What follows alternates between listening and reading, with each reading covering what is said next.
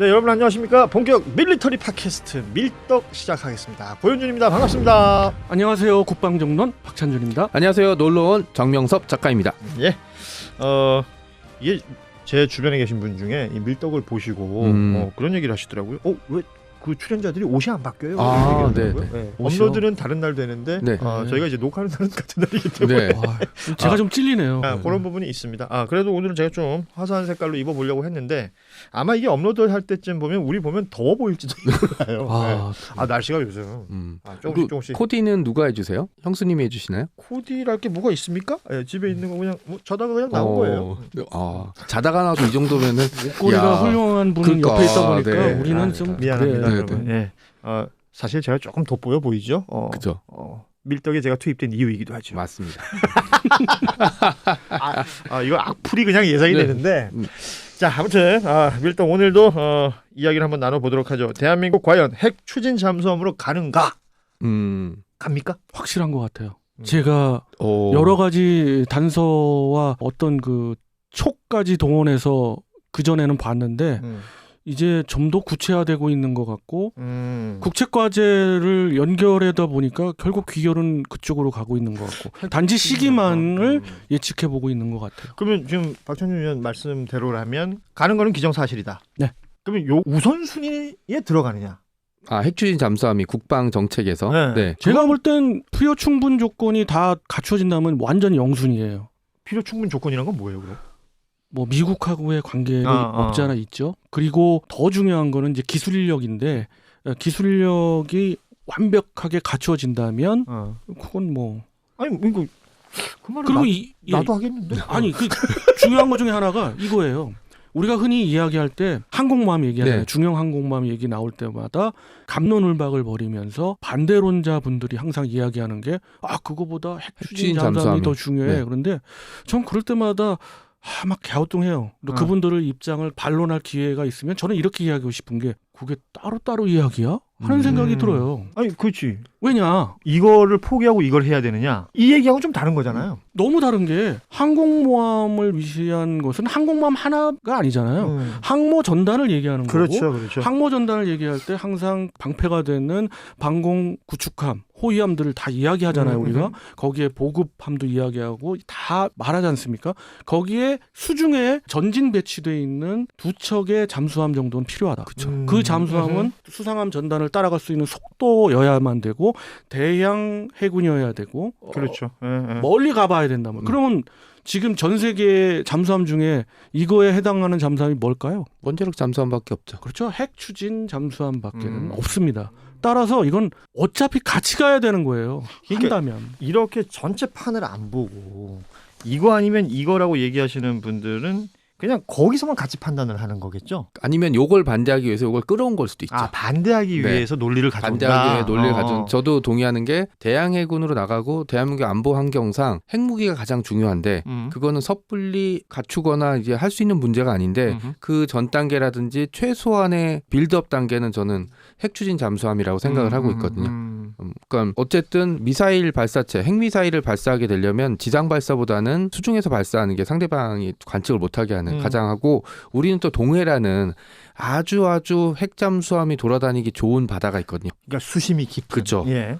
난류와 한류가 막 만나서 수심이 전파도 교란되고 탐도 굉장히 어렵고 거기에 핵추진 잠수함이 수심 깊이 들어가 있으면 그 어떤 나라로 탐지를 못하는 거죠. 아까 우리 박찬준 의원님 얘기하셨지만 기술력이라는 게 중요한 거 아니에요? 중요하죠. 그럼 그건 우리한테 있는 겁니까? 있습니다. 가장 중요한 게 이제 난 이 밀떡하면서 느끼는 건데 우리나라 진짜 대단한 것 같아요. 대단하죠. 없는 게 없어요. 그렇습니다. 핵추진 잠수함은 오래전부터 기반 기술을 가지고 있었죠. 우리가 원자력 강국이다라고 하잖아요. 그래서 그런 건 갖고 있었는데 유명한 사건들 많지 않습니까? 우리가 이제 역사적으로 오면서 미국에 태클 걸리고 팩트는 좀 다르지만은 어떤 보도를 뭐 일찍 해가지고 결국 접었다 이런 어떤 핵추진 잠수함하고 관련된 설들도 많고 있습니다. 중요한 건 그게 아니라 우리 기반 기술을 가지고 있었다. 더군다나 그것은 고도화되어 있다. 이제 미국도 어떠한 분야에 있어서는 같이 협력을 하자는 것까지도 갔다. 그러니까 마냥 시비만 걸지는 않는다. 그중에 가장 단초가 되고 단서가 되는 게 차세대, 이 표현은 그렇습니다. 차세대 다목적 고효율 열 에너지원. 굉장히 어렵죠. 김수한무, 두루미와 거북이 약간 삼천갑자 동반 이거네요. 뭔지는 알 것 같아. 네. 이름에 뭘 넣긴 다 넣어야 되는데 서로 연결은 잘 안 돼요. 그렇죠. 고농축의 어떤 우라늄을 가지고 원자로를 만든다는 건 또 그걸 무기화한다는 건 우린 제약이 돼 있죠. 어느 나라든 제약이 돼 그렇죠. 있죠. 몇 개국을 제외하고는. 그렇지만은 저농축은 허용이 돼 있지 않습니까? 예. 그래서 저농축을 가지고 무엇을 할까? 그런데 우리는 거기에 고효율, 저농축은 고효율은 일으킬 수가 없어요. 좀만 지나면 또 갈아껴야 되고. 그렇죠. 예를 들어 잠수함으로 그거를 갖다가 기술을 한다면 현실적으로 불가능한 거겠죠. 불가능하죠. 예. 원래 잠수함, 핵잠수함이 가지고 있는 가장 이점은 뭐예요? 오랫동안 물속에 있다. 맞습니다. 그렇죠. 뭐 20년, 그죠. 30년 얘기하지 않습니까? 그러니까 아이언맨이 여기 끼우는 것처럼 그쵸. 에너지원 자체가 이게 장기간 이 물속에 있을 수 있는 것이기 때문에 그렇습니다. 그래서 그 가치를 인정하는 건데 저농축이라면 이걸 자꾸 올라왔다 내려갔다 해야 되는 올라서 거예요. 또 갈아껴야 올라왔다 되니까. 내렸다는 문제라기보다는 갈아껴야죠. 그러니까 그죠. 갈아껴요. 그러니까 그 배터리 교체하러. 갈아끼려면 또 하나 문제가 원자력 추진 잠수함을 일단 두 동강을 내야 돼요. 두 동강 세도이라고 표현을 했지만 분해해야 돼요. 그래서 다시 갈아 껴야 돼요. 그런 행위를 5년에 한 번 할지도 모르고 그렇습니다. 그렇군요. 그렇다면은 이점이 없는 거죠. 그런데 여기서 대안이 나온 거죠. 그런 저농축의 원자로도 20년, 30년 갈 수 있는 고효율로 그런 기술을 대한민국이 가지고 있다. 심지어 미국도 우리 기술에 관심을 가져서 협력하자. 많이 보도가 됐습니다만 전 세계 9개국이 협력을 하고 있지 않습니까? 거기에 주도되는 국가 중에 하나가 대한민국 기술이에요.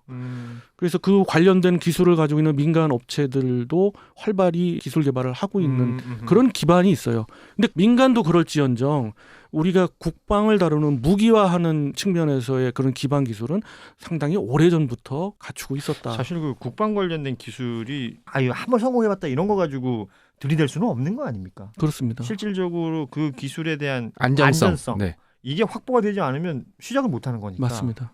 아니면 거짓말이 되는 거죠. 한 번 딱 돌려보고 잘 됐으니까 우리 그치. 앞으로 잘 될 거야는 뭐 연애할 때 손 한 번 잡아보고 앞으로 이제 결혼할 거야 이런 거랑 좀 비슷하지 않습니까? 그런 사람이 있습니다. 그러니까 나 많이 봤어요. 본인은 아니 저는 네. 끝끝내 숨겨왔습니다. 아. 그렇습니다. 그러니까 이제 원자력 잠수함, 그러니까 정확히는 핵추진 잠수함이 넘어야 될 장벽이 근데 전 또 하나 있다고 봐요. 사람들이 원자력 잠수함이면 이게 그냥 원자력 핵무기인 줄 알고 있거든요.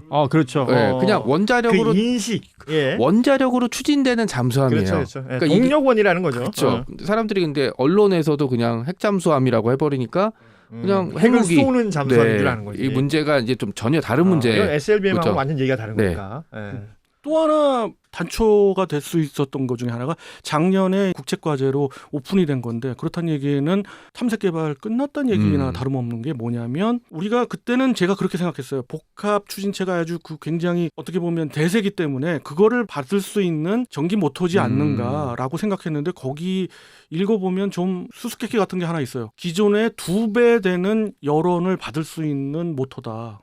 그걸 개발한다라는 얘기예요. 열원을 얘기했잖아요. 어려워. 알아듣게 얘기해 줘. 엄청난 힘을 가진 열원이 있어요. 예. 그걸 받아서 구동을 할 수 있게 갖출 수 있는 모터가 필요하잖아요. 그럼요. 그렇게 되는 것이 잠수함이잖아요. 예. 그 잠수함이 디젤로만 생각했을 때는 복합 전기 추진으로 가는 그런 우리가 에너지 뭐 하이브리드 같은 네. 거. 그렇죠. 에너지원을 받는 모터구나 생각을 했는데 그건 of course 그건 당연하고 근데 그 모터의 성능이 기존에 있는 열원이라고 볼 수 있는 열원이란 건 에너지의 2배가 되는 걸 받을 수 있는 그걸 구동시킬 수 있는 구동체를 개발한다는 얘기예요. 모터 자체가 그렇습니다. 그럼 기존이라 얘기하면 가장 최신형이 도산 안창호급 배치 2예요. 네. 도장 안창호급 배치 2가 배수량으로 기준으로 봅시다. 네. 3,000톤이 넘어가지 않습니까? 그거 2배면 얼마예요? 6,000톤. 6,000톤. 원자력 추진 잠수함에서 지금 전 세계에 운영되고 있는 잠수함 중에서 가장 소형이 몇 톤? 6,000톤 정도 되죠. 6,000톤도 안 되죠. 5,000톤 정도 되잖아요. 네. 바라쿠다. 네. 프랑스의 바라쿠다. 네. 어쩌면 이게 연결되는 거 아닌가를 작년에 생각해 봤는데 역시 대단한 굉장히 분입니다. 구체화되고 예. 있는 것 같고 그 또 하나가 재래식 잠수함. 그러니까 뭐 디젤이라든지 이런 기관은 5,000톤, 6,000톤으로 만들 이유가 전혀 없죠. 없죠. 네, 너무 크니까. 그 비현실적이지 사실은. 맞습니다. 크기도 크지만요. 일단 디젤 추진으로 한다는 건 그런 뭐 리튬 이온 전지에 이용한 또는 AIP 아무리 이런 얘기를 나왔어도 디젤 잠수함의 기본적인 공격 패턴은 뭐냐면 일시에 아주 빠른 속도를 낼 수는 없어요. 그렇죠, 그건 그렇죠. 한계예요. 예. 그렇기 때문에 은둔해 있습니다. 수중 깊이 어느 지역에 자망해 있다가 우리 전문 용어로 짱 박혀 짱 있다가 박혀 있다. 그렇죠. 네. 현실적으로 얘기할게요. 네. 북한을 보죠. 북한 동해안에 마양도라는 전략 기지가 있어요. 잠수함 기지가 있어요. 거기에 어느 근처인지는 극비겠죠. 네. 거기에 우리가 있습니다. 왜? 모항에서 북한 잠수함이 나오면 그때부터 수적을 하는 거예요. 그래서 작전 속도라는 게 디젤 잠수함이 그렇게 빠른 속도를 요하고 있지 않아요. 숨어 있다가 추적해서 일정 추적한 다음에 만약에 헌터킬러 기능이 있으면은 추적 후 그냥 타격하는 거. 그런 거 외에는 더 이상 뭘 할 수가 없어요. 그러니까 디젤 잠수함의 경우는 그런데 예. 그리고 그게 필요한 것은 연안 방어를 하는 해군이면은 디젤 잠수함은 충분하고도 남아요. 그러니까 그런 식으로 운영할 거라면 그렇죠. 예. 근데 우리가 항공모함 얘기하죠. 대양해군 얘기하죠. 우리도 글로벌 세력으로서 또는 지역 강국으로서의 발돋움을 하려고 하죠. 그렇다면 필요한 게 뭐예요?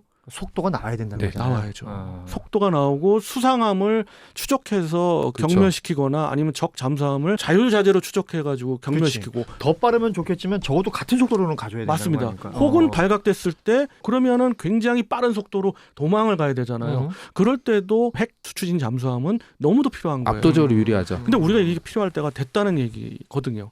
그렇기 때문에 하나하나씩 관련 기반 기술을 갖추어 나가고 있는 거고 이것이 제가 빠른 과제는 탐색 개발 단계에 들어가지 않았을까 하는 생각도 있는 거예요. 오픈하진 않지만 또 하나 단서를 또 본 거 중에 하나가 명탐정 박 의원님. 네. 요새 안 바쁜가 봐요? 좀 바빠요. 요새 좀 바쁜 거는 뭐 여러 지인들이 아는데 21년인가요? 우리 그때 방사청에 초대가 돼서 한번 갔지 않습니까? 그때 받은 단서예요. 저도 속으로만 생각하고 있었죠. 프로펠러 사진을 보여주면서 새로운 기술 개발을 하고 있다.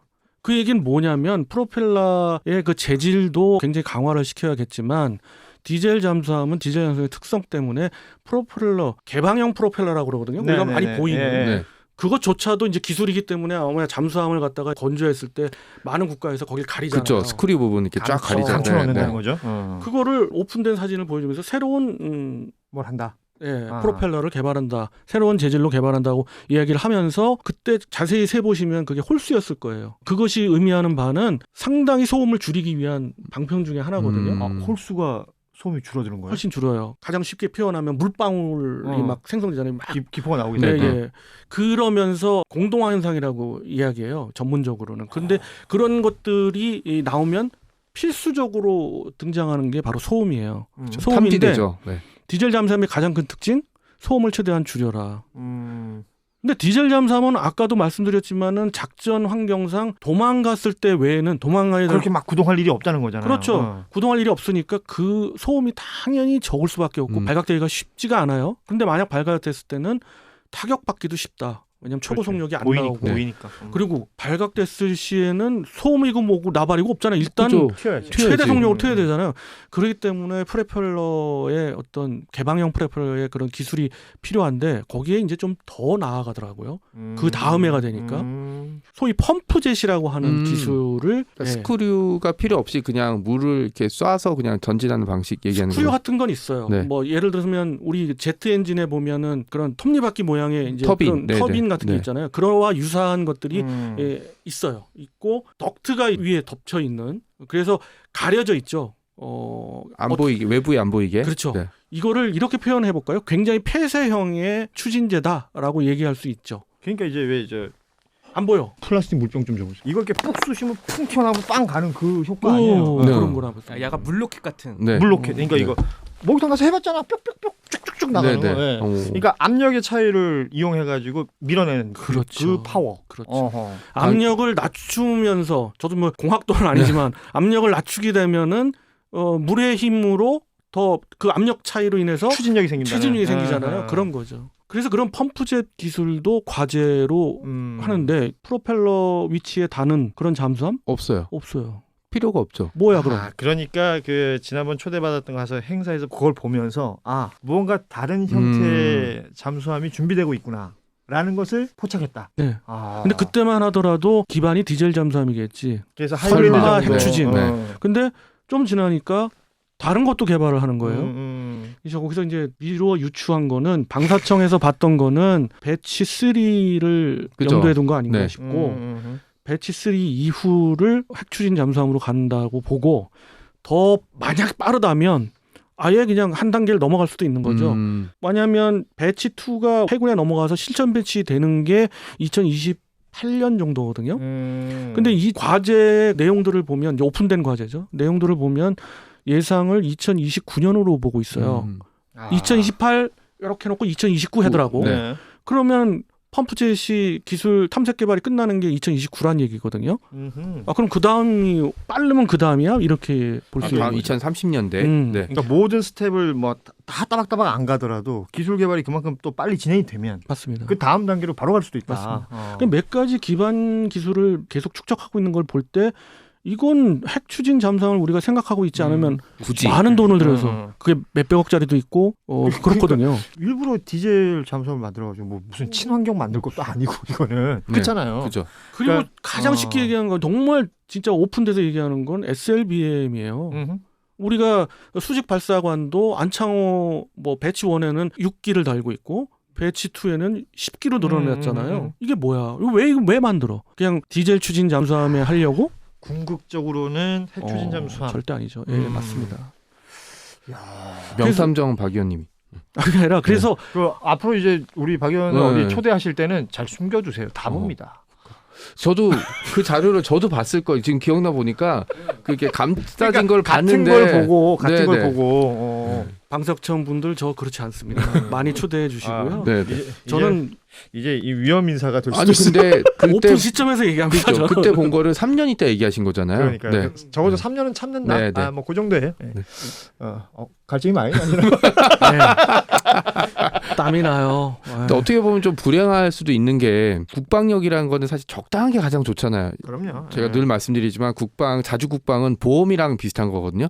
보험을 들지만 가장 좋은 거는 보험을 안 쓰는 게 제일 좋은 거잖아요. 예. 근데 계속 뭐 핵잠수함 그다음에 핵무기, 뭐 항공모함 이런 걸로 들어가게 되면 어떻게 보면 주변의 안보 환경이 계속 안 좋아지고 있다.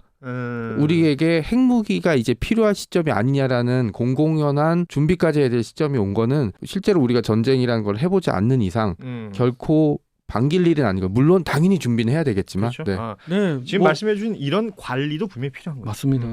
북한을 보지 않더라도 우린 주변국에 너무도 많은 위험이 도사리고 있어요. 중국이 계속해서 협박을 뭐 공개적, 비공개적으로 하고 있고요.